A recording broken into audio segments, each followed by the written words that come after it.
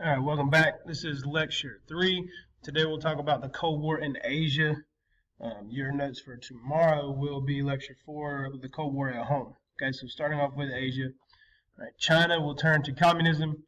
We've already discussed our biggest opponent, which would be the Soviet Union and all their satellite nations. But Chinese Civil War had been raging since 1927. There's a temporary truce during World War II, as you all know, because they were invaded by the Japanese. You're not going to be able to defend yourself if you're fighting a war in your own country and a war against another. Okay, so once World War II is completed, that fighting will continue.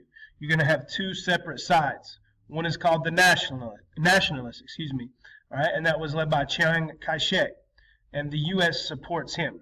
Okay, the communists are led by Mao Zedong, all right, and he is supported by Chinese peasants and a majority of the population.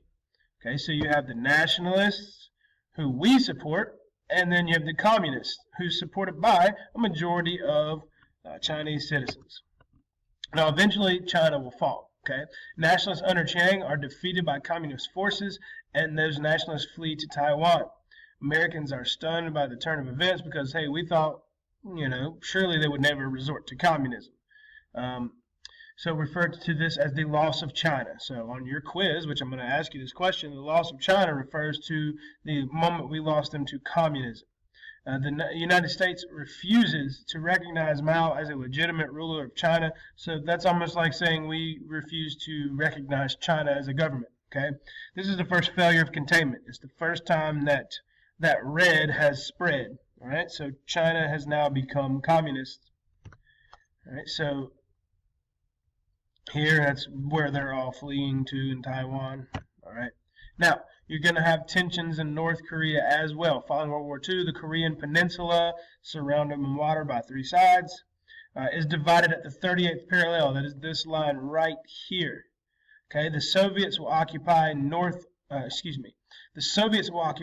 Korea, or the north, and then we are going to help and occupy the south.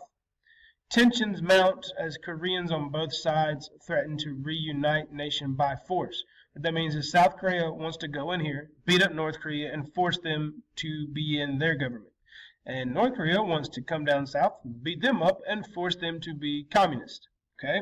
So North Korea will, and you know them today still, will be allied with the Soviets and with China, and South Korea will be our allies. All right? Now the Korean War will break out on June 25th, 1950. Northern communists invade South in a surprise attack. The UN will vote to aid South Korea. Truman will send in troops for a counterattack by General Douglas MacArthur. Okay, what that means is all this red here, communism, they are attacking. We being American forces are going to land at Incheon, and we are going to repel those attackers. While they're attacking, we are going to attack them, counterattacking. We're going to drive all these red forces up back into China. Okay? Back into China. So if you'll see here, all of those red that had came down would be driven back past Chinese borders. Now, MacArthur, as I said, drives them to the border of China, and the Chinese forces counterattack, which drive us south, back into Korea. Okay? There's a stalemate in 1951, and MacArthur wants to attack China. All right? He wants to go into China and attack them because they have attacked us. He is not allowed to, so he makes the tragic mistake of talking junk about his boss. You don't want to talk junk about your boss. He publicly criticizes Truman, who is his boss, and as most bosses would do, he is fired. Okay? Now, why not invade China? I forgot this picture was on here. If you invade China, it's very simple. You've got to fight Russia.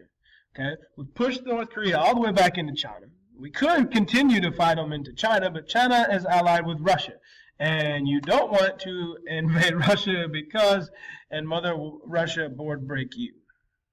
Look at that. If you can't tell, that's a Band-Aid. And, yeah, he broke a board on his skull. It's great. I forgot about this. I'm so going to show him this tomorrow. You guys have a great day. Do not forget your entrance ticket. If you do not have your entrance ticket, you will be doing solo book work. So You might want to tell your friends about it who are decided to slack off on these things.